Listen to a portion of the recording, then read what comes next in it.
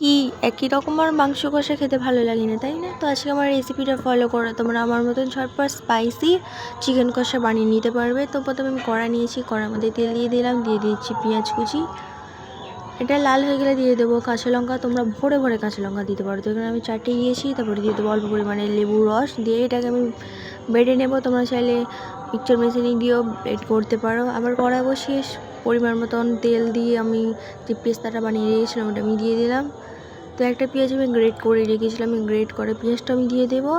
তারপরে দিয়ে দেবো অল্প পরিমাণের লবণ, লঙ্কা গুঁড়ো, হলুদ গুঁড়ো, সয়া সস, কাশ্মীরি লঙ্কা গুঁড়ো, ধনে গুঁড়ো, জিরে মরিচ এবং 2টো এলাচ দিয়ে আমি ভালোভাবে নেড়ে নিয়ে অল্প পরিমাণে জল দিয়ে দেবো, যাতে মশলাটা না যেন ছুঁয়ে যায়, এই জন্য।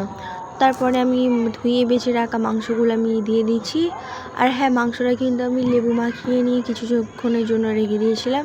দিয়ে দেবো আদা রসুন পেস্ট এবং ফেটিয়ে রাখা টক দই। তো আমি অল্প পরিমাণে জল দিয়ে আমি এটা ঢাকনা চাপা দিয়ে রেখে দিয়েছিলাম। তো এবার পানি দিয়ে দেবো এর মধ্যে। তারপর এটা ঢাকনা চাপা দিয়ে রাখবো।